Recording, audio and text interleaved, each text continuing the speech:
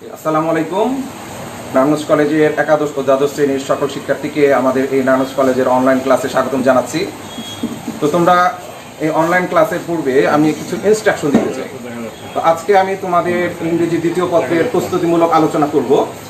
তো এই আলোচনা শোনার পূর্বে তোমাদের কিছু প্রিপারেশন নিতে হবে, যে অনলাইন ক্লাস ফ্রুটফুল করার জন্য কিছু প্রিপারেশনের প্রয়োজন আছে। এর মধ্যে প্রথম হচ্ছে তোমার সারফেসের যে ওয়ার্ড শব্দগুলি আছে সেগুলি যদি তুমি অ্যাভয়েড করতে চাও তাহলে হেডফোন ব্যবহার করতে হবে। হেডফোন ছাড়া তোমার বাইরের আশেপাশের যে শব্দগুলি আছে সেগুলি কানে গেলে তোমার কনসেন্ট্রেশনটা ঠিকমতো হবে না। এই জন্য অবশ্যই সবাই প্রথমে প্রিপারেশন নাও যে তোমরা সবাই ইয়ারফোন ব্যবহার করতে থাকো। দ্বিতীয় যে বিষয়টা, তোমাদের যেহেতু আজকে প্রিপারেশনের উপরে আলোচনা হবে ইংরেজি দ্বিতীয় পত্র, আমাদের প্রথম ইংরেজির ক্লাসটাতে আমাদের বিভাগীয় প্রধান জনাব ফারুক স্যার ইংরেজি প্রথম পত্রের উপর আলোচনা করেছেন। আজকে আমি সর্বতই ইংরেজি দ্বিতীয় পত্রের উপর আলোচনা করব।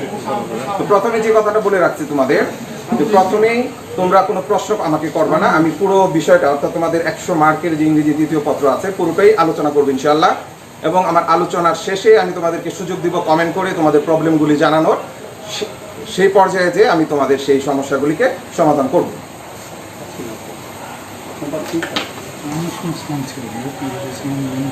সবাই আশা করি প্রস্তুত হয়েছ। তোমরা তোমাদের আলোচনা বোঝার সুবিধার্থে ইচ্ছা করলে তোমরা ঢাকা বোর্ডের 2019 সালের যে প্রশ্নটা আছে সেটা সাথে রাখতে পারো, তাহলে তোমাদের সুবিধা হবে। তো প্রথমে আমি আলোচনা করছি যে তোমাদের গ্রামারের অংশে কি কি আছে এবং সেগুলি কিভাবে তোমাদের আলোচনা পরীক্ষার হলে তোমাদেরকে আনসার করতে হবে। তোমাদের মূল সমস্যা হচ্ছে পরীক্ষার হলে তুমি কিভাবে আনসার করবা এটা তোমরা বুঝতে পারো না। তোমরা সবাই মনোযোগ দিয়ে আলোচনাটা শুনবে এবং আশা করছি এই আলোচনা শুনলে সেভাবে প্রিপারেশন নিলে ইনশাল্লাহ পরীক্ষায় ফেল করার যে ভয় সেটা একদমই ইনশাল্লাহ থাকবে না। তো পরীক্ষার হলে তোমার খাতার প্রেজেন্টেশন কেমন হবে, তোমার টিচার কিভাবে সন্তুষ্ট থাকবে, সেই বিষয়টা তোমাদেরকে অনেক বেশি মনোযোগ দিতে হবে। আমি আবার এইমাত্র যারা জয়েন করেছো তাদের জন্য আরেকবার কথাটা রিপিট করছি, সেটা হচ্ছে তোমরা অবশ্যই ইয়ারফোন ব্যবহার করবা, তাহলে সারফেসের যে সাউন্ডগুলি আছে সেগুলি তোমাদের কানে আসবে না, আমার কথাগুলি স্পষ্টভাবে শুনতে পারবা এবং মনোযোগী হতে পারবা। দ্বিতীয় হচ্ছে তোমাদের বোর্ডের প্রশ্ন, অর্থাৎ সবার টেস্ট পেপার আছে নিশ্চয়ই, বোর্ডের যে প্রশ্ন আছে সেটা তোমাদের হাতের সামনে রাখো। হাতের সামনে রাখলে তোমাদের এই আলোচনাটা বুঝতে সুবিধা হবে। ইনস্ট্রাকশন অনুযায়ী তোমাদেরকে তোমাদের যে প্রশ্নের ইনস্ট্রাকশন আছে সেই অনুযায়ী তোমার খাতায় উত্তরটা কেমন হবে সেটা আমি এখন দেখাচ্ছি। তো প্রথমেই আর্টিকেল নিয়ে আলোচনা করি, যে আর্টিকেলের প্রেজেন্টেশনটা তোমার খাতায় কেমন হবে।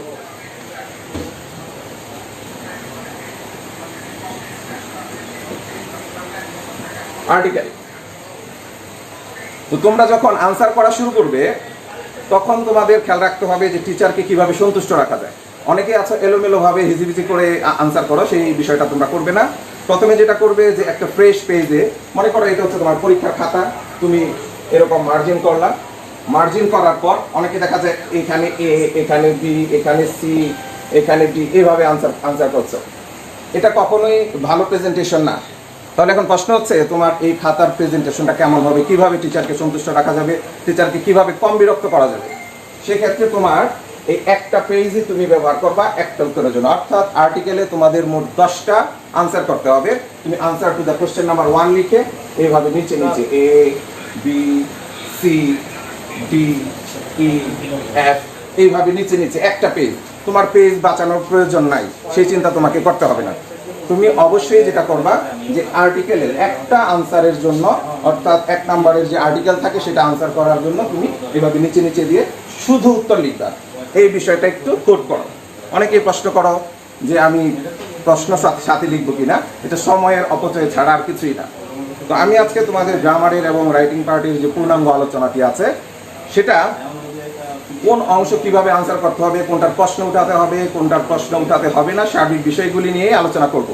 তো আর্টিকেলে কোনোভাবেই কোনো প্রশ্ন উঠানোর প্রয়োজন নাই, তুমি শুধু উত্তর লিখবা। এখানে মনে করো এ নাম্বারে হয়েছে এ, শুধু এ লিখবা।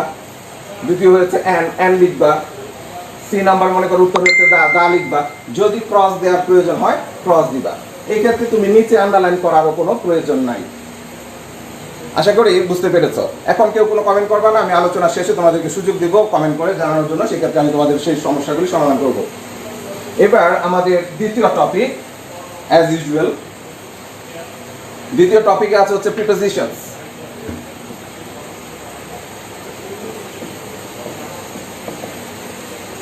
প্রিপোজিশনস এটার ক্ষেত্রে একই রকম ইনস্ট্রাকশন। এখানেও তোমাদের 10টা প্রশ্ন গ্যাপ থাকবে, সেই 10টা গ্যাপ তোমাকে পূরণ করতে হবে।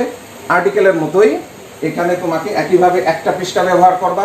টিচারকে কোনো রকম বিরক্ত করা যাবে না, খাতার নিট অ্যান্ড ক্লিন যে অবস্থাটা সেটা বজায় রাখতে হবে। এই জন্য এই প্রিপোজিশনের ক্ষেত্রেও তুমি নিচে নিচে আনসার করবা, A B C D E F এভাবে যে পর্যন্ত, এক পৃষ্ঠায় একটা আনসার, এক পৃষ্ঠায় একটা আনসার করবা। প্রিপোজিশন এভাবে গেল। এই ক্ষেত্রেও কোনোভাবেই তোমার প্রশ্ন উঠানোর কোনো প্রয়োজন নাই। আই রিপিট, প্রশ্ন উঠানোর প্রয়োজন নাই। Number 3, phrases and words.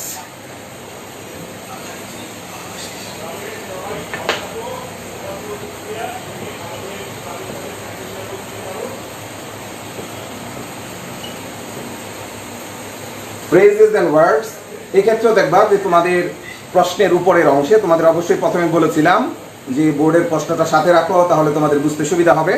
এখানে তোমরা ইনস্ট্রাকশনটা একটু খেয়াল করো যে সেখানে দেয়া আছে কিছু বক্সের মধ্যে কিছু শব্দ দেয়া আছে, সেখান থেকে সেই শব্দগুলি নিচে নামিয়ে লিখতে হবে। তো এই ক্ষেত্রেও যেহেতু প্রশ্নের উত্তর ডেফিনেট উত্তর থাকার কারণে তোমাকে কোনোভাবেই প্রশ্ন উঠাতে হবে না, সময় অপচয়ের কোনো প্রয়োজন নাই। এই ক্ষেত্রেও আর্টিকেল এবং প্রিপোজিশনের মতোই শুধু উত্তরগুলি লিখবা। সঠিক উত্তরগুলি এভাবে A B C D E F দিয়ে নিচে এক পৃষ্ঠায় দিবা। তাহলে আমরা পরীক্ষার খাতার প্রথম তিনটা পৃষ্ঠা কিভাবে ব্যবহার করব সেটা শিখলাম। এরপরে হচ্ছে কোশ্চেন নাম্বার 4। কোশ্চেন নাম্বার 4 এর দিকে একটু খেয়াল করো। Completing sentence.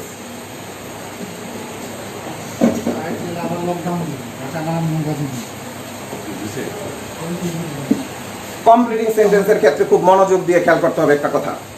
কমপ্লিটিং সেন্টেন্স যেহেতু কোনো নির্দিষ্ট উত্তর নাই, এক একজনের মনে এক এক রকম উত্তর আসবে, এই জন্য এটা কোনো ডেফিনিট আনসার না। এই যৌক্তিকতার ভিত্তিতে তোমাকে অবশ্যই প্রশ্ন পুরো উঠাতে হবে। তোমাদের বোর্ডের প্রশ্ন হাতে রাখতে বলেছিলাম, বোর্ডের প্রশ্নটা খেয়াল করে দেখো, সেখানে কিছু সেন্টেন্স দেওয়া আছে ইনকমপ্লিট অবস্থায়। তুমি অবশ্যই পূর্ণাঙ্গ যে প্রশ্ন আছে, অর্থাৎ প্রশ্নে যতটুকু আছে অতটুকু লিখবে। লেখার পর তুমি বাকি অংশটুকু নিজে পূরণ করবে অর্থ বুঝে। করার পর মনে করো এখানে লিখলা হচ্ছে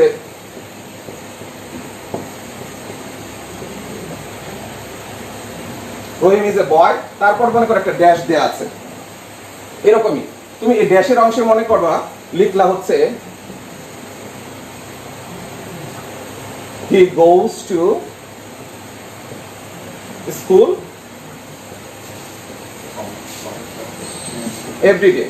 এই যে তুমি বাড়তি অংশটুকু লিখলা, তোমার কাজ হচ্ছে কি, কমপ্লিটিং সেন্টেন্সের ক্ষেত্রে খেয়াল করো, রহিম ইজ এ বয় এটা প্রশ্নে দেয়া আছে, আর তোমার এরপর গ্যাপ দেয়া আছে, তুমি গ্যাপে লিখলা হচ্ছে he goes to school every day। এই যে তুমি বাড়তি অংশটুকু লিখলা, এই জন্য তোমাকে যে কাজটা করতে হবে, তুমি পরীক্ষার হলের খাতার প্রেজেন্টেশন তুমি লিখবা হচ্ছে রহিম ইজ এ বয়, প্রশ্নের অংশটুকু লিখলা, তারপর তোমার মনের যে অংশটুকু আছে সেটা লিখলা হি গোজ টু স্কুল, এবং তার নিচে আন্ডারলাইন করে দিতে হবে। এই আন্ডারলাইন করার অর্থ হচ্ছে টিচার তখন বুঝতে পারবে যে তুমি কতটুকু অংশ ব্যবহার করেছো। এই ক্ষেত্রেও তোমরা একটা পৃষ্ঠাই ব্যবহার করবা এবং পরিপূর্ণভাবে নিচে নিচে এ বি সি ডি এভাবে যতটুকু প্রয়োজন হয় তুমি পৃষ্ঠা ব্যবহার করতে পারবে। এই ক্ষেত্রে তোমার কোনো সমস্যা নাই।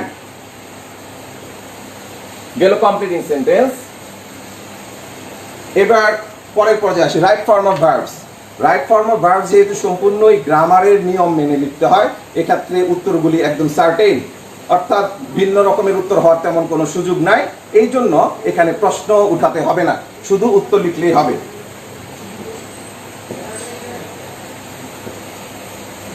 রাইট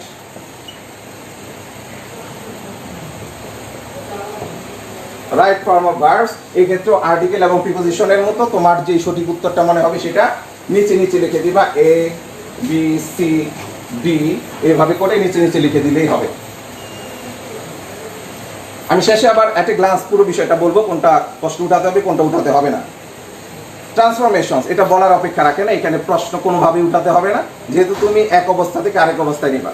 নেগেটিভ আছে পজিটিভ করবা, অথবা অ্যাফার্মেটিভ আছে নেগেটিভ করবা, সেক্ষেত্রে শুধুমাত্র তোমার উত্তরটা লিখলেই হবে। ট্রান্সফরমেশনের ক্ষেত্রে প্রশ্ন উঠানোর প্রয়োজন নাই। আমি এটা বোর্ডে লিখলাম না, জাস্ট বলে দিলাম, মনোযোগ দিয়ে খেয়াল করো। ট্রান্সফরমেশনের ক্ষেত্রে প্রশ্ন উঠানোর কোনো প্রয়োজন নাই। ঠিক একইভাবে ন্যারেশন তো বুঝতেই পারছো, ন্যারেশনে তো প্রশ্ন উঠানোর কোনো সুযোগই নাই। একজনের বক্তব্য আরেকজনের মতো করে নিজের মতো করে উপস্থাপন করে, এই হচ্ছে ন্যারেশন, যদি আমরা ইনডিরেক্টে করি। আর ডিরেক্টে করলে ইনভার্টেড কমার মধ্যে রাখতে হয়। এই ক্ষেত্রেও তোমাকে প্রশ্ন উঠাতে হবে না। এরপর আছে তোমাদের প্রোনাউন রেফারেন্সিং। প্রোনাউন রেফারেন্সিংটা খুব মনোযোগ দিয়ে খেয়াল করতে হবে। সবাই একটু অ্যাটেনশন হও, প্রয়োজনে 1 মিনিট সময় নাও। এই বিষয়টা খুবই গুরুত্বপূর্ণ, কিভাবে আনসার করতে হবে একটু ডিফারেন্ট অন্যগুলি থেকে।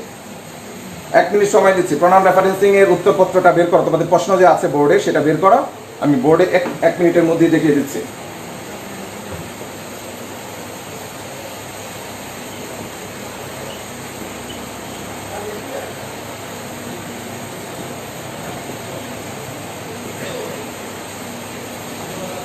প্রোনাউন রেফারেন্সিং, যারা লাইভে আছো তারা অন্যদেরকেও শেয়ার করে দাও। এই বিষয়টা খুবই গুরুত্বপূর্ণ, কিভাবে আনসার করতে হয় অনেকেই আমরা বুঝতে পারি না এবং ভুল করি। অনেকেই বলি আমরা যে স্যার আমি তো লিখে দিয়ে আসছি এরপর মার্ক কেন পেলাম না। মার্ক কেন পেলে না এই বিষয়গুলি কিন্তু আজকে আলোচনা করা হবে, অর্থাৎ তোমার পরীক্ষা দেওয়ার পর যেই কমপ্লিকেশনে তোমরা পড়ে যাও সেই বিষয়গুলি কিন্তু সমাধান করা হচ্ছে। অতএব গুরুত্ব সহকারে খেয়াল করো। প্রোনাউন রেফারেন্সিং, প্রোনাউন রেফারেন্সিং এ যে মূল বিষয়টা সেটা হচ্ছে তোমাকে কিছু প্রোনাউন খুঁজে বের করতে হবে। মনে করো হি, শি, দিস, এই জাতীয় অনেক প্রোনাউন আছে, তাই না? রিলেটিভ প্রোনাউন আছে, হু, হুইচ, হোয়াট, এই সমস্ত আছে। হ্যাঁ, তো এই যে প্রোনাউনগুলি, প্রথম তোমার কাজ হচ্ছে প্রশ্ন থেকে প্রোনাউনগুলিকে খুঁজে বের করবে। এটা কিন্তু ম্যাক্সিমাম স্টুডেন্ট বোঝো না তোমরা, এই জন্য আবারও বলছি একটু মনোযোগ দিয়ে খেয়াল করো যে প্রথমে তোমার কাজ হচ্ছে প্রোনাউনের যে অংশগুলি আছে প্রশ্নে সেটাকে তুমি চিহ্নিত করবা। চিহ্নিত করে সেখান থেকে 5টি প্রোনাউন তোমাকে খুঁজে বের করতে হবে। যে 5টি প্রোনাউনকে তুমি রেফার করবা, ক্লিয়ার করবা। আনক্লিয়ার প্রোনাউনগুলিকে ক্লিয়ার করাই হচ্ছে এখানকার তোমার মূল উদ্দেশ্য। সেক্ষেত্রে তোমার উত্তরটা কেমন হবে? আমরা পরীক্ষার খাতা জাজ করতে যেয়ে দেখি যে অনেকে শুধু উত্তর লিখে রেখেছে, সেক্ষেত্রে বোঝা যায় না যে সে কোন প্রোনাউনটা রেফার করেছে। একটু এক্সাম্পলে যাই।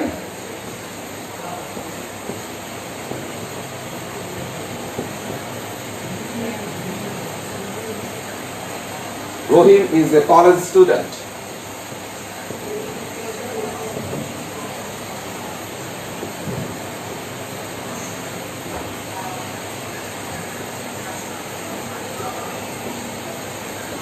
He is a good boy.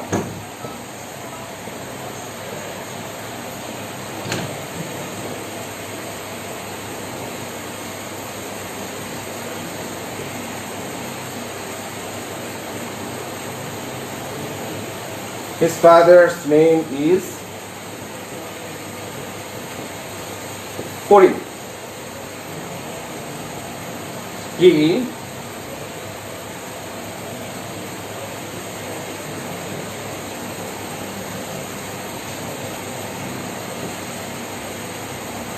goes to school every day. এখানে আমি কিছু কথা লিখেছি। এবার বোর্ডের দিকে সবাই মনোযোগ দিয়ে তাকাও এবং কিছু কথা খেয়াল করো। আমরা প্রথমেই যে কাজটা করব, প্রোনাউনগুলিকে খুঁজে বের করব। দেখো এখানে হি একটা প্রোনাউন, হিজ একটা প্রোনাউন আছে এখানে, তারপর এখানে হি একটা প্রোনাউন আছে। এখন ক্লিয়ার করছি আমি, খেয়াল করো। রহিমের প্রোনাউনও হি, রহিম হিজ ফাদার অর্থাৎ করিম তার প্রোনাউনও হি। এক্ষেত্রে আমরা কোনটা ক্লিয়ার করব? দেখো এখানে যেটা বোঝা যাবে না সেটাই ক্লিয়ার করতে হবে।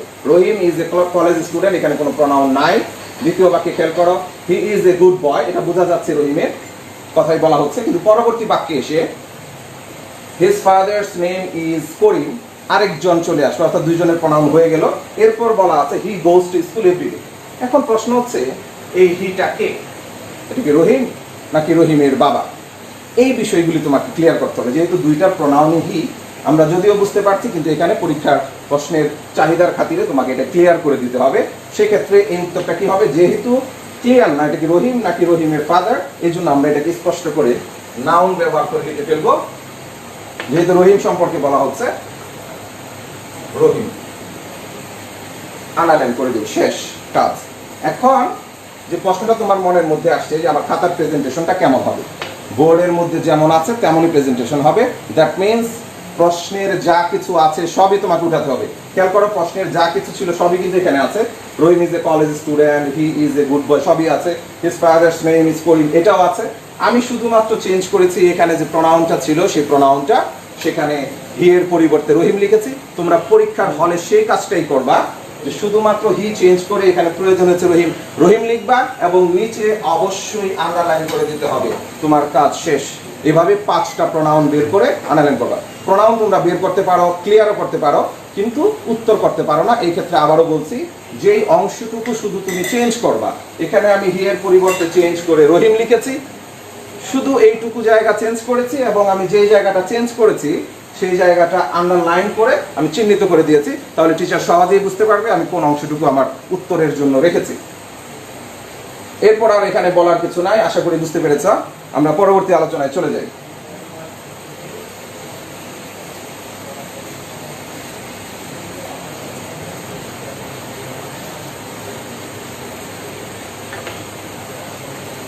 এরপর তোমাদের জন্য আছে হচ্ছে মডিফায়ার্স। মডিফায়ার্স নিয়ে একটু কমপ্লিকেশন আছে, কিছুটা দ্বিধাদ্বন্দ্ব আছে, কনফিউশন আছে। এই কনফিউশনগুলি দূর করার জন্য সবচেয়ে বেটার যে পদ্ধতিটা, যে কোনভাবে আনসার করলে যে কোনো শিক্ষক তোমাকে মার্ক দিবে। অনেকে বলে যে প্রশ্ন উঠাতে হবে, অনেকে বলে যে না প্রশ্ন উঠাতে হবে না। যেহেতু এখানে একটা ইনফরমেশন দেওয়া আছে, একটা ইনস্ট্রাকশন দেওয়া থাকবে, কমপ্লিটিং সেন্টেন্সের মতোই অনেকটা, কিন্তু এখানে ব্র্যাকেটের মধ্যে ইনস্ট্রাকশন দেওয়া থাকে।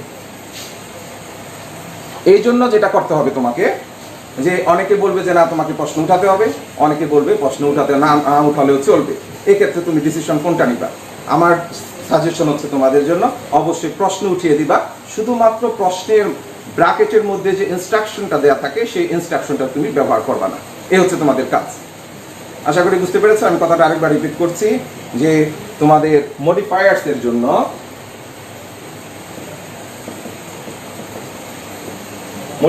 জন্য তোমার প্রশ্নের কমপ্লিটিং সেন্টেন্সের মতোই প্রশ্নের যতটুকু অংশ আছে পুরো অংশ লিখবা, শুধু ব্র্যাকেটে যে ইনস্ট্রাকশন আছে সেই ইনস্ট্রাকশনটা ব্যবহার করবা না। সেখানে দেখো যে প্রশ্নটা বের করতে বলেছিলাম, সেখানে দেখো লেখা আছে পোস্ট মডিফাই দ্য ভার্ব, হ্যাঁ, প্রি মডিফাই দ্য নাউন, এরকম কথাগুলি লেখা আছে ব্র্যাকেটের মধ্যে। ব্র্যাকেটের মধ্যে কিছু কথা লেখা থাকবে, দেখবা প্রি মডিফাই দ্য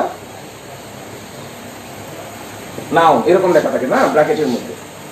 এই বিষয়গুলি ব্যবহার করবো না। আমি যদি একটা পূর্ণাঙ্গ এক্সাম্পল দিই তাহলে তোমার বুঝতে সুবিধা হবে। সবাই প্রশ্নটা দেখতে থাকো, আমি 1 মিনিটের মধ্যে আসছি।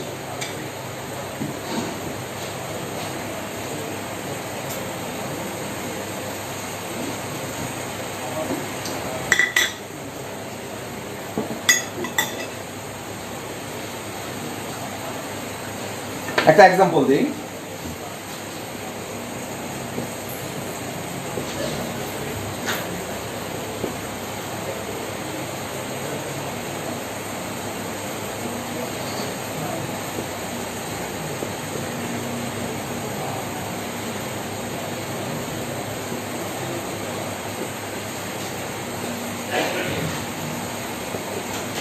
প্রি মডিফাইড এরকমই থাকে তোমাদের বাক্যগুলি সাধারণত। খেয়াল করো, রহিম ইজ এ বয়, এখানে ড্যাশ দিয়ে ব্র্যাকেটের মধ্যে ইনস্ট্রাকশন দিয়েছে। এই গ্যাপটা পূরণ করার যে ইনস্ট্রাকশন দিয়েছে সেটা হচ্ছে প্রি মডিফাই দ্য নাউন।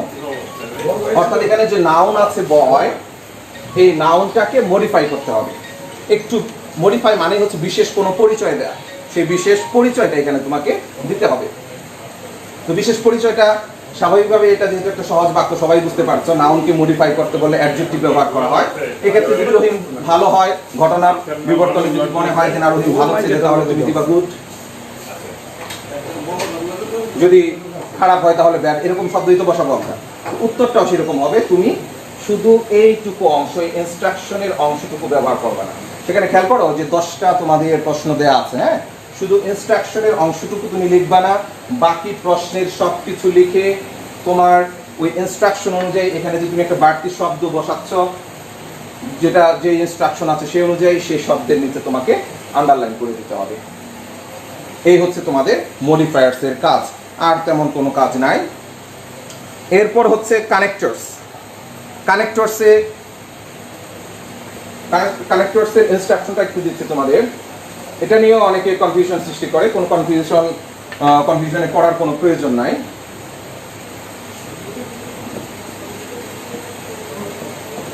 কানেক্টরসের দিকে খেয়াল করো।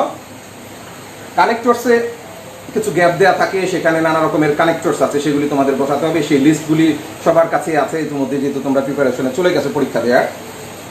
তো সেই লিস্ট অনুযায়ী তোমার সেই কানেক্টরসগুলি বসাতে হবে। এটাও শুধুমাত্র উত্তর লিখলেই হবে, অর্থাৎ আর্টিকেল এবং প্রিপোজিশন, রাইট ফর্ম অফ ভার্বে যেরকম শুধু উত্তরগুলি লিখেছিলাম, এক্ষেত্রেও শুধু উত্তরগুলি লিখলেই হবে। অর্থাৎ answer to the question number যত আসে 9, 8 যা আসে, আসার পর এ বি সি ডি দিয়ে তোমার যে কানেক্টরসটা সঠিক মনে হয় সেই কানেক্টরসটা উত্তরের মধ্যে বসিয়ে দিবা। এ হচ্ছে কানেক্টরসের বিষয়। এবার হচ্ছে সিনোনিম অ্যান্টোনিম। এটা নিয়ে অনেকের মধ্যে দ্বিধাদ্বন্দ্ব আছে যে কিভাবে আনসার করব। আমি একটা একদম ফাইনাল ডিসিশন দিয়ে দিচ্ছি, যেই পদ্ধতিতে লিখলে পরে কোনো টিচারই বিরক্ত হবে না, কোনো টিচার অড ভাববে না, সেই পদ্ধতিটা আমাদের অবলম্বন করা ভালো। অনেক রকমের পদ্ধতি আছে, সকল পদ্ধতির প্রতি সম্মান রেখেই আমি আমার পদ্ধতি যেভাবে করলে টিচাররা সাধারণত খুশি হয়, যে কোনো টিচার খুশি হবে, সেই পদ্ধতিটা আমি বলে দিচ্ছি তোমাদের যে সিনোনিম অ্যান্টোনিমের ক্ষেত্রে তোমরা কি করবা।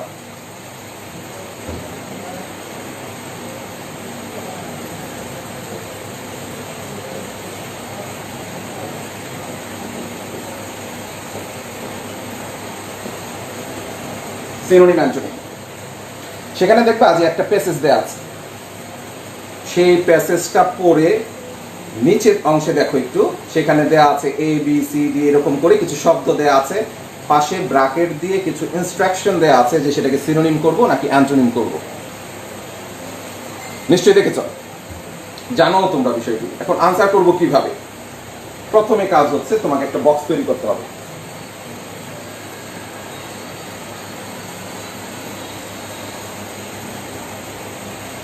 তিনটা রো তৈরি করলা তুমি, আমি যেভাবে বোর্ডে দেখাচ্ছি। প্রথমটার মধ্যে দিবা হচ্ছে গিভেন গিভেন ওয়ার্ডস, দ্বিতীয়টার মধ্যে দিবা সিনোনিম, তৃতীয়টার মধ্যে দিবা অ্যান্টোনিম। এই হচ্ছে তোমাদের কাজ। এখন কিভাবে আনসারগুলি করবা? এভাবে এ বি দিয়ে যেভাবে প্রশ্নে সাজানো আছে এ বি সি ডি দিয়ে এভাবে লিখবা। এবার তোমার যে শব্দটা দেয়া আছে, গিভেন ওয়ার্ড মনে করো দেয়া আছে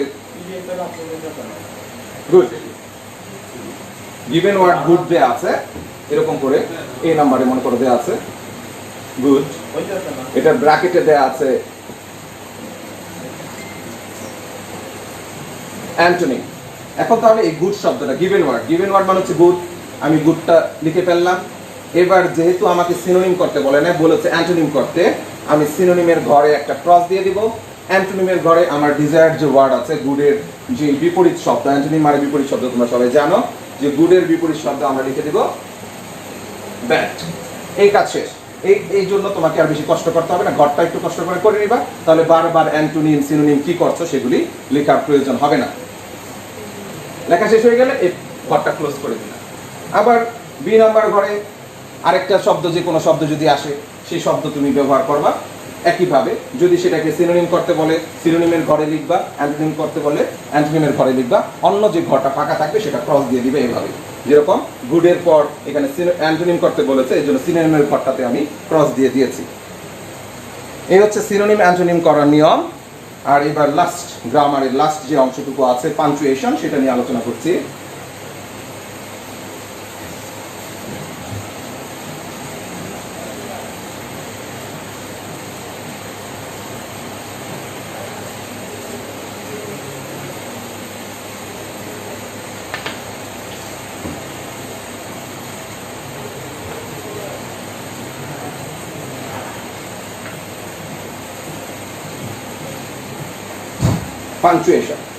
পাঞ্চুয়েশনের বেলায়ও তোমরা অনেক ভুল করো, আমরা খাতার মধ্যে যে ভুলগুলি পাই সেগুলি দেখিয়ে দিব আজকে।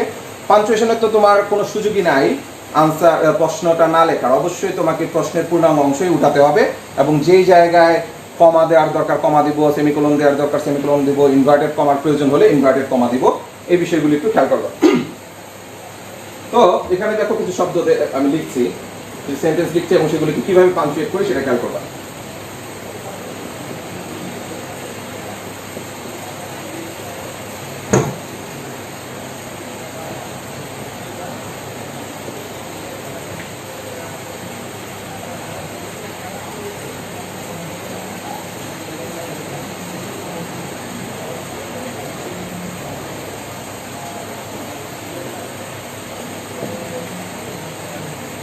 দেখো এখানে একটা দুইটা বাক্য লেখা হয়েছে, এখানে কিছু ভুল আমি ইচ্ছা করে রেখেছি পাঞ্চুয়েশনের যে প্রশ্নগুলি থাকে সেখানে এরকম কিছু ভুল থাকে। এটা পেলে লিখেছে রহিম ইজ এ গুড বয়, এরপর কিন্তু আমি কোনো পাঞ্চুয়েশন মার্ক ব্যবহার করি না, এরকমই মনে করে প্রশ্ন আছে। তারপর হি স্মল লেটারে লিখেছি গোস টু স্কুল এভরিডে, এখানে কিন্তু আমি আবার ফুল স্টপ ব্যবহার করেছি।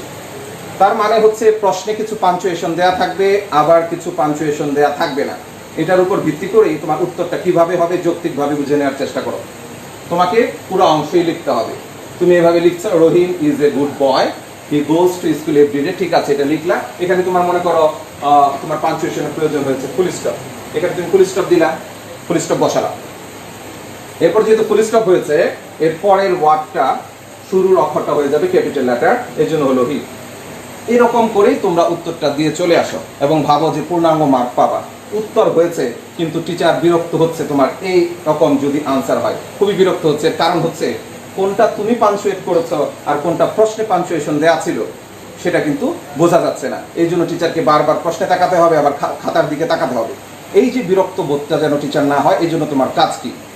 এই জন্য কাজ হচ্ছে যে পাঞ্চুয়েশনটা প্রশ্নে ছিল সেটা তো তুমি অবশ্যই লিখবা, আর যতটুকু অংশ তুমি নিজে ব্যবহার করেছ সেই অংশটাকে এরকম পেন্সিল দিয়ে দাগ দিয়ে চিহ্নিত করে দিবা। কেউ আছে হাইলাইটার পেন দিয়েও ব্যবহার করতে পারো। হাইলাইটার মিন্স হচ্ছে নীল কালি, অন্য কোনো কালি না, শুধুমাত্র নীল কালি ব্যবহার করে তুমি এই যে এখানে তুমি পাঞ্চুয়েট করেছো, চেঞ্জ করেছো, সেই অংশটাকে চিহ্নিত করে দিবা। তাহলে টিচার বুঝতে পারবে এই পাঞ্চুয়েশনটা ছিল, এই ফুল স্টপটা ছিল প্রশ্নের মধ্যে, আর এই ফুল স্টপটা তুমি নিজে দিয়েছো। ঠিক একইভাবে এখানে যদি তুমি ক্যাপিটাল লেটার চেঞ্জ করেছো, এক্ষেত্রে তুমি দাগ দিয়ে চিহ্নিত করে দিবা যে এই অংশটাতে আমি পাঞ্চুয়েশন মার্ক দিয়েছি।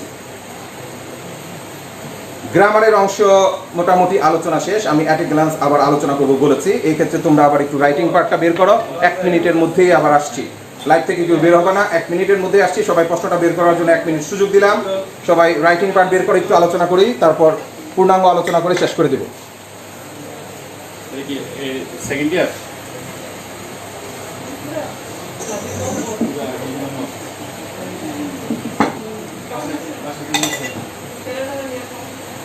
আশা করি তোমরা রাইটিং পার্টের যে অংশটুকু আছে সেটা বের করেছো। প্রথম যে অংশটা আছে সেটা হচ্ছে অ্যাপ্লিকেশন। এই ক্ষেত্রে তোমাদের যে প্রশ্নগুলি আছে সেই প্রশ্নগুলি আমি নিজেই কোড করব, তারপরে তোমাদের সমস্যা হলে আমি সেটা পরে আলোচনা করব।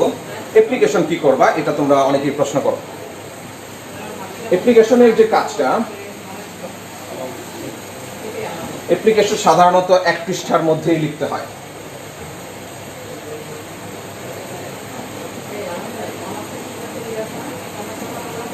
অ্যাপ্লিকেশন সাধারণত 1 পৃষ্ঠার মধ্যেই লিখতে হয়, তবে অনেক সময় পরীক্ষার খাতায় যেহেতু জায়গা হয় না, এই জন্য তোমরা যে কাজটা করবা, এখানে একটু খেয়াল করো, এই পৃষ্ঠায় লিখবা না, পৃষ্ঠা উল্টে এই পাশের পৃষ্ঠা দেখো, একটু খেয়াল করো।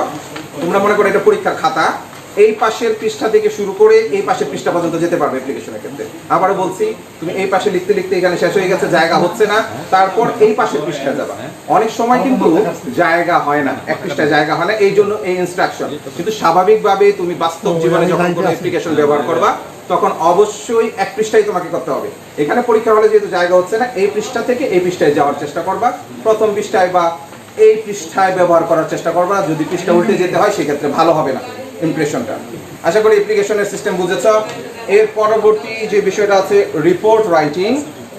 রিপোর্ট রাইটিং নিয়ে যে আলোচনা, এটা আমাদের ইউটিউব যে চ্যানেল আছে কলেজের, সেখানে বিশদ আলোচনা আছে।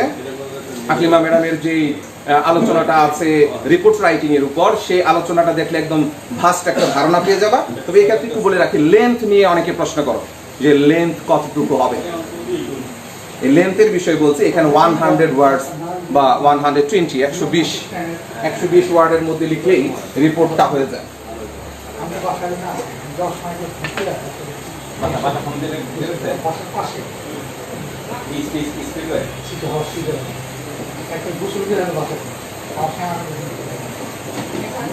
হ্যাঁ, 120 to 130 ওয়ার্ডস, এই হচ্ছে বিষয়। এবার আসি প্যারাগ্রাফ।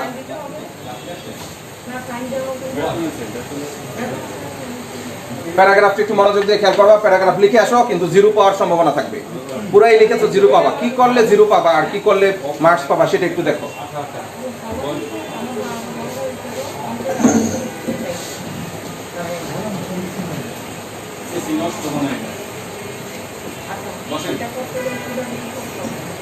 প্যারাগ্রাফ, প্যারাগ্রাফ মানেই কিন্তু 1 প্যারা।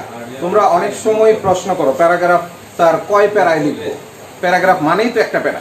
এখানে একাধিক প্যারা লিখলে টিচারের অধিকার আছে তোমাকে 2টা শূন্য দেওয়ার, একদম 0 মার্ক দিতে পারবে যদি তুমি প্যারাগ্রাফ এই একাধিক প্যারা ব্যবহার করো। প্যারাগ্রাফ মানেই হচ্ছে এক প্যারা। এই জন্য তোমাকে স্টার্ট করলে এখান থেকে লিখে কোনো গ্যাপ রাখা যাবে না, একদম পূর্ণাঙ্গটা যতটুকু তুমি লিখবা শেষ করে ফেলবা। এক্ষেত্রে তোমাদের যে প্রশ্নটা স্যার কত পৃষ্ঠা লিখবো, এই কথাটা সঠিকভাবে উত্তর দেওয়া খুবই সমস্যা। এই জন্য আমি তোমাদের একটা ইনস্ট্রাকশন দিচ্ছি, যেটা ফলো করলে তুমি নিজেই বুঝতে পারবা যে কত পৃষ্ঠা লিখতে হবে। প্রথম যেটা সেটা হচ্ছে তোমাদের এখানে ইনস্ট্রাকশন দেওয়া আছে 150 ওয়ার্ডস। ঢাকা বোর্ডের যে স্ট্যান্ডার্ড সেটা হচ্ছে 150 ওয়ার্ড ডিমান্ড করে সেখান থেকে, এই জন্য তুমি 150 ওয়ার্ড লিখবে। এখন কত পৃষ্ঠা হবে সেক্ষেত্রে তোমাদের ইনস্ট্রাকশন হচ্ছে এক একজনের ফন্ট কিন্তু এক এক রকম, কেউ আছে এরকম বড় বড় করে লিখে, কেউ আছে ছোট ছোট করে লিখে। এই ফন্ট অনুযায়ী তোমার কাজ হচ্ছে তুমি যেই প্যারাগ্রাফটা শিখবা এরকম চেষ্টা করবা যে 150 ওয়ার্ডের একটা প্যারাগ্রাফ তুমি শিখবা। প্রায় সব বইয়ের মধ্যে আছে, অথবা তোমরা ইতিমধ্যে অনেক প্যারাগ্রাফ শিখেছো। 150 ওয়ার্ডের প্যারাগ্রাফ শেখার পর তুমি তোমার খাতার মধ্যে লিখবা পূর্ণাঙ্গটাই। লেখার পর দেখবা তোমার যে ফন্টের সাইজ, সেই সাইজ অনুযায়ী কত পৃষ্ঠা হচ্ছে, তাহলে তুমি সহজেই বুঝে যাবা যে তোমার পরীক্ষার হলে প্যারাগ্রাফ কত পৃষ্ঠা লিখতে হবে। কথাটা নিশ্চয়ই বুঝতে পেরেছ? এই ইনস্ট্রাকশনটা সকল রাইটিং এর ক্ষেত্রেই। তোমরা আর কখনোই এই প্রশ্নটা করবা না যে স্যার কত পৃষ্ঠা লিখবো। তোমাকে এখানে ওয়ার্ড দেওয়া আছে, সেই ওয়ার্ড বিবেচনা এবং তোমার ফন্টের সাইজ অনুযায়ী তুমি পরীক্ষার হলে কত পৃষ্ঠা লিখতে হবে সেটা বাসা থেকেই জেনে যাও। আজকেই শুরু করো, লিখে ফেলো 150 ওয়ার্ডের একটা প্যারাগ্রাফ, লিখে দেখো তোমার কত পৃষ্ঠা হচ্ছে। তোমার পরীক্ষার হলে সেই পরিমাণ লিখলেই হয়ে যাবে। এবং একইভাবে কম্পোজিশন 14 মার্কসের জন্য আছে, সেখানেও বলা আছে at least 200 words. That means you have to write at least 200 words, but you have no right to exceed 250। অর্থাৎ তোমাকে 200 ওয়ার্ডের মধ্যেই লিখতে হবে কমপক্ষে। এরপর তুমি যত খুশি বাড়াতে পারো, কিন্তু সেই খুশির পরিমাণটা 250 ওয়ার্ডের বেশি হলে চলবে না। 250 ওয়ার্ডের মধ্যে তোমাকে সন্তুষ্ট থাকতে হবে। এক্ষেত্রেও তোমার পৃষ্ঠার লেন্থ যদি জানতে চাও, তুমি অবশ্যই একইভাবে প্যারাগ্রাফ যেভাবে ইনস্ট্রাকশন দিয়েছি 200 থেকে 250 ওয়ার্ডের একটা কম্পোজিশন বা এসে শেখার পর সেটা তুমি তোমার খাতায় লিখো, লিখে তুমি দেখো যে তোমার কত পৃষ্ঠা হচ্ছে তোমার ফন্ট সাইজ অনুযায়ী। মোটামুটি আমার কিন্তু 100 মার্কের আলোচনা শেষ হয়ে গেল। 100 মার্কের আলোচনা শেষ হলো। তারপরও পরবর্তীতে যারা জয়েন করেছো এবং প্রথম থেকে যারা ছিল, সবার জন্য অ্যাট এ গ্লান্স আমার টোটাল ইনস্ট্রাকশনটা আরেকবার আমি দিয়ে দিচ্ছি, মনোযোগ দিয়ে খেয়াল করবা। প্রথমে বলেছি আর্টিকেল, ধীরে ধীরে বলছি খাতা কলম সাথে রাখো, খাতা কলম নিয়ে সাথে সাথে লিখে ফেলো কোনটার ইনস্ট্রাকশন কীরকম। আর্টিকেল শুধু উত্তর, কোনো প্রশ্ন লেখার প্রয়োজন নাই, 1 নম্বর। 2 নম্বর হচ্ছে প্রিপোজিশনস, এটার ক্ষেত্রেও এক ইনস্ট্রাকশন, কোনো প্রশ্ন লেখার প্রয়োজন নাই। 3 নম্বর হচ্ছে completing sentence, phrases and words. Phrases and words এক ইনস্ট্রাকশন, শুধু উত্তর। লিখেছো নিশ্চয়ই? কমপ্লিটিং সেন্টেন্স, প্রশ্ন লিখতে হবে উত্তরের অংশ লিখে, অর্থাৎ প্রশ্নের পূর্ণাঙ্গ অংশ লেখার পর উত্তরের যতটুকু অংশ আছে সেটা লিখে তোমার লেখা অংশটুকুর নিচে আন্ডারলাইন করে দিবা। অর্থাৎ কমপ্লিটিং সেন্টেন্স প্রশ্নও উঠাতে হবে, উত্তরও লিখতে হবে এবং উত্তরের নিচে আন্ডারলাইন করতে হবে। রাইট ফর্ম অফ ভার্বস, অবশ্যই শুধু উত্তর লিখবা এবং সবগুলি উত্তর কিন্তু একটা পৃষ্ঠায় লিখবা। দরকার নাই 1 পৃষ্ঠায় 2টা প্রশ্ন আনসার করা, 1 পৃষ্ঠায় একটা আনসারই করবা, নিচে নিচে দিবা, বাম পাশ ডান পাশ করবা না। ট্রান্সফরমেশন শুধু উত্তর, ন্যারেশনের ক্ষেত্রেও অবশ্যই শুধু উত্তর দিবা। প্রোনাউন রেফারেন্সিং আমি একদম হাতে কলমে দেখিয়েছি, তোমরা যারা দেরিতে জয়েন করেছো তারা আমাদের এই ক্লাসটা শেয়ার করে দেওয়া হবে, পরবর্তীতে সেই অংশটুকু দেখে নিবা যে প্রোনাউন রেফারেন্সিং কীভাবে আনসার করতে হয়, আমি বোর্ডে একদম হাতে কলমে দেখিয়েছি। এই ক্ষেত্রে তোমাকে প্রশ্ন উঠাতে হবে, প্রশ্ন উঠানোর পর যতটুকু অংশ তুমি চেঞ্জ করবা সেই চেঞ্জের অংশটুকু নিচে আন্ডারলাইন করলেই চলবে, আর কিছু কাজ করতে হবে না। মডিফায়ার্স আমার এক একজন এক এক রকম সাজেশন দিবে, তবে সেফ সাজেশন আমি একটা দিয়েছি, সেটা হচ্ছে তুমি প্রশ্ন উঠিয়ে যতটুকু অংশ তুমি লিখবা ততটুকু অংশ নিচে আন্ডারলাইন করে দিবা, শুধুমাত্র ইনস্ট্রাকশনটা অ্যাভয়েড করে যাবে, ইনস্ট্রাকশন লেখার কোনো প্রয়োজন নাই। কানেক্টরস শুধু উত্তর লিখলেই হবে, প্রশ্ন উঠানোর প্রয়োজন নাই।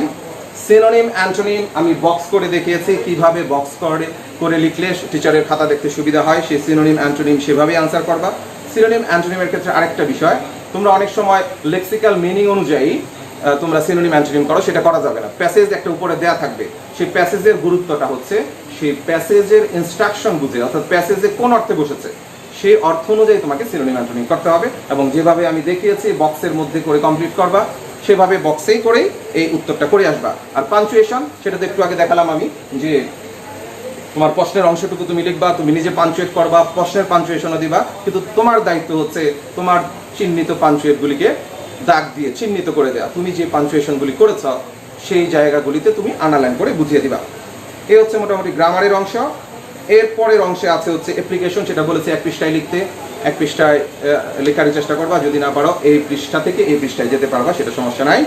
তারপর হচ্ছে রিপোর্ট রাইটিং, সেটার ইনস্ট্রাকশন বলেছি যে 120 থেকে 130 ওয়ার্ডের মধ্যে লিখলেই হবে। লেন্থ বোঝার জন্য তোমরা তোমাদের ফন্টগুলি খাতায় লিখে পৃষ্ঠা মেপে নিবা। একইভাবে প্যারাগ্রাফ হচ্ছে 150 ওয়ার্ড, এবং লাস্ট কম্পোজিশন 200 থেকে 250 ওয়ার্ডের মধ্যে লিখতে হবে। তো আমার আজকে আলোচনা অতটুকুই, যেহেতু আমাদের 100 মার্কের পুরাটাই আলোচনা হয়ে গেছে। এখন 1 মিনিট সময় দিচ্ছি তোমাদেরকে, তোমরা তোমাদের প্রশ্নগুলিকে রেডি করে রাখো।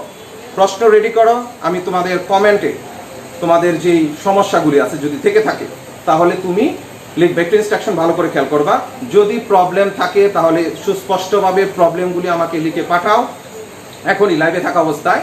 আর যদি প্রবলেম না থাকে সেটাও কমেন্ট করবা, সেটা লিখবে হচ্ছে নো প্রবলেম। এরপরও ক্লাস শেষ হয়ে যাওয়ার পরও যদি কারো কোনো প্রবলেম থাকে, সেক্ষেত্রে আমার যে ফেসবুক পেজ আছে জাহাঙ্গীর স্যার নামে, সেই ফেসবুক পেজেও তোমরা তোমাদের প্রশ্নগুলিকে ড্রপ করে রাখতে পারো। আমি পর্যায়ক্রমে চেষ্টা করবো সেই উত্তরগুলি দেওয়ার জন্য। তাহলে প্রস্তুত হয়ে যাও তোমাদের যেই সমস্যা আছে সেগুলি কমেন্ট করার জন্য। আচ্ছা, থ্যাংক ইউ। অনেকেই বলছো যে নো প্রবলেম, প্রবলেম নাই। রাইটিং পার্ট কিছু সাজেশন লাগবে স্যার। সাজেশনের যে অংশটুকু আমি তোমাদের ফেসবুক পেজ, আমার জাহাঙ্গীর স্যার যে ফেসবুক পেজ আছে সেখানে ভিজিট করবা, আমি আজকে ইনশাল্লাহ দিয়ে রাখবো, সাজেশন পেয়ে যাবা। স্যার রিপোর্টের রুলসটা একটু দেখিয়ে দিলে ভালো হয়, সেটা কিন্তু স্পষ্ট করে আমাদের পূর্ণাঙ্গ একটা ক্লাস আছে, খুব মনোযোগ দিয়ে খেয়াল করো। এখানে প্রণীতা সাহা তুমি বলেছো যে রিপোর্টের যেই অংশটুকু আছে সেটা কিভাবে করলে ভালো হয়। আমাদের আকলিমা ম্যাডামের একটা পূর্ণাঙ্গ ক্লাস আছে আমাদের ইউটিউব চ্যানেলে, অবশ্যই তোমরা সেটা ভিজিট করে আজকে এখনই দেখে নিতে পারো, তাহলে তোমাদের ধারণা স্পষ্ট হয়ে যাবে। সাজেশনের কথা বললাম, আর বলেছো ম্যাক্সিমামই কমেন্ট করছো যে স্যার নো প্রবলেম। আমি আশা করেছি যে সমস্যা থাকার কথা না, কারণ তোমাদের মনের যে প্রশ্নগুলি আছে সেগুলি ধরে ধরেই আমি আলোচনা করার চেষ্টা করেছি। গুড। রাইটিং পার্ট থেকে কিছু সাজেশন, এটা আমি অলরেডি বলে ফেলেছি যে তোমাদের সাজেশনটা আমি আমার ফেসবুক যে পেজ আছে সেখানে আমি তোমাদেরকে দিয়ে দেব। আর কারো কোনো কমেন্ট?